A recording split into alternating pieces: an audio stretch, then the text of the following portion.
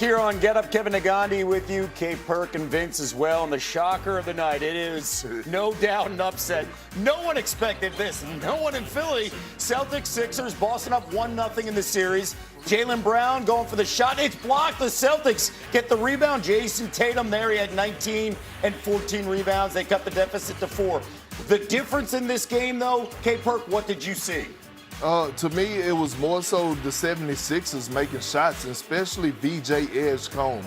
He cut them everywhere but loose. The man had an outstanding night, 30 and 10.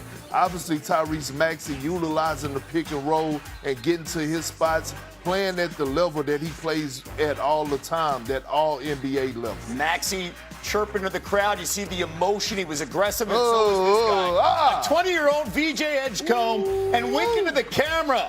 Edgecombe had 30 points and 10 rebounds. Sixers up by 13. Then Maxey, blowing by Derek White. And talk your talk, man. You deserve it. Sixers go up by 16. Maxey again shaking the defender. He had 29 points, 9 assists. And the Sixers, they win 111-97. They steal game 2 as the series is tied at 1 apiece. My goodness, a stunner at the Garden. We know the Celtics are a volume shooting team from deep, but last night Boston missed 37 threes, second most misses in a playoff game in team history. They missed 26 open 3 shots and only made just one single 3-point shot over the final 3.5 minutes of the game. Back here with Vince and Kay Perk. Was this really just a bad game here for the Celtics or a bad sign for Boston in the playoffs? Yes. Yes, that's the answer. The answer is both, because here's why. Whenever we have talked about Celtic deficiencies in the last 3 postseasons, it has been they fall in love too much with the three-point shot. And it happened in the series against the Knicks where they got big leads and then gave it up because they fell in love. And last night they fell in love. You know what they tell you, don't fall in love. Just keep it for a little while. That's what happened last night. Perk, you have had your criticism of the Celtics. You cannot give up 50% shooting from 3 and then take 55% of your shots for 3-point range. You got to have some diversity in your offense. The Celtics did not last night, and that can come back to bite them next round. He doesn't seem concerned. You know why? Because Vinny and I just met in the hallway. We've been working together over this past season virtually. I saw him. I gave him a hug. I said, you know what? I'm going to love on you today. And then all of a sudden he come with this nonsense, talking about a bad sign. It's not a bad sign. It's a bad game. This system is proven. They won a championship on this system of shooting a lot of 3-point shots. You don't overreact to this. This is what they do.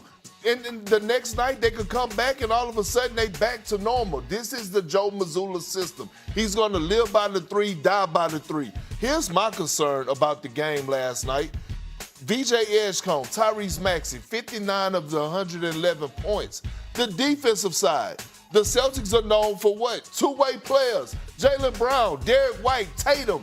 Where were you guys at defensively? That's the real question mark. But I'm not overreacting. It was just one bad game. I want to make sure we give some love to the Sixers, especially VJ Edgecombe. Of course you do. It's important. As expected. It's important. As expected, Kevin. No, there's a reason why.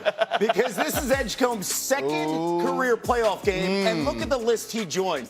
Magic and LeBron, 30 points, 10 rebounds, the youngest player in NBA history with those numbers, younger than LeBron and days younger than Magic. And by the way, that Magic run, historic in 1980 as he led as a 20-year-old the Lakers to an NBA Finals championship. Are you saying that with a lot of extra heat? Oh, yeah.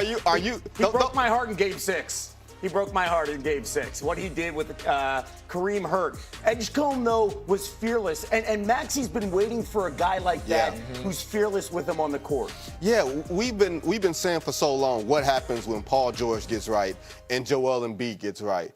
I think they should be ready to turn the page. This is their backcourt of the future. This is the way that they should be playing, with speed, with 3-point shooting, and the energy that VJ Edgecombe plays, he's not scared. He didn't walk into that building last night winking at the camera and feel intimidated. I'm going to talk about the Celtics and everything else, but he played extraordinarily well last night. Well, look, I'm going to take it a step further. It's not just their backcourt of the future. This is their two franchise guys going forward. For VJ Edgecombe as a youngster to go into that environment in Boston and have that type of night, yeah, he had 30, but he also had 10 rebounds, which was crucial as well. And led by the energy of Tyrese Maxey. Oh, yeah, He's for got sure. a little Robin next to him, and Joel Embiid was watching that game. We'll see what his status is going to be later in the series. The NBA playoffs first round continues tonight. Game 2, ESPN doubleheader. The Pistons host the Magic, 7 Eastern. Then it's SGA and the Thunder taking on Devin Booker and the Suns. Our coverage tips with Ernie, Kenny, Chuck, and Shaq. You know what he showed tonight was maturity. And like last game, a couple of times he missed those threes, and then he started driving or he started cutting. Whenever they on the nail and I can swing it to you, you shoot it. I don't care what the outcome is. If they help off you, you shoot the ball. If they go under, you shoot the ball. And look, he did that. He hooped, man. He hooped. He's a capable shooter, so we just got to be able to adjust and be ready to guard him in, because he's a ball player. You know, he's a rookie, but he could play, so we got to be better on him. You know, the other night on NBA TV, we're watching the 76ers. They're taking out Orlando. They're chirping the whole time. You got the fans yelling, screaming, "We want the Celtics." I'm thinking to myself, be careful what you wish for.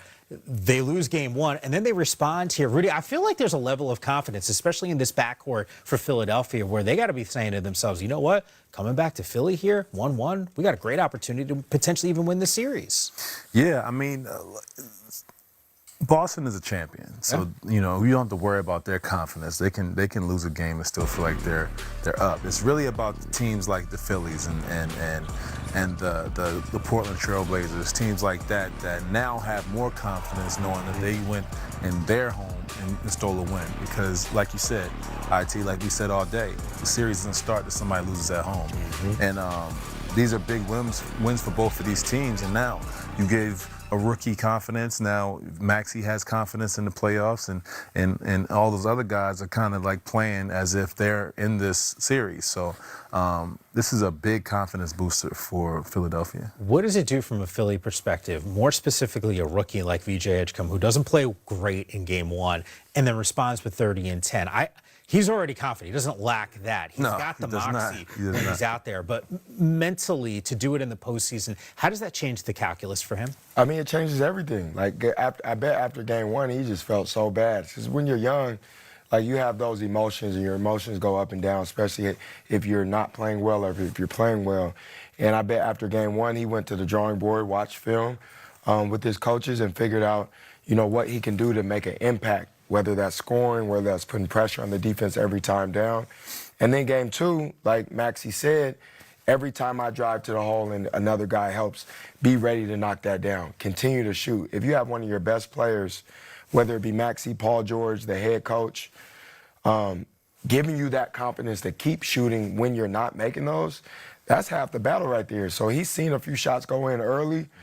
And like you guys said, his confidence doesn't really waver to us. Like, he shows that he's super confident. That's all it takes is 1 or 2 shots to go in, and you feel like you're the best player on the floor. Yeah, Rudy, I think you said it best, though, on the flip side for Boston. They're a champion. They've been here before. There is a level of confidence. Yeah. And even just listening to Jaylen Brown, we had the entire press conference here on NBA TV. He's not worried. He's not worried. He's feeling like we can try to get this thing done. Meanwhile, KD and the Rockets trying to even the series.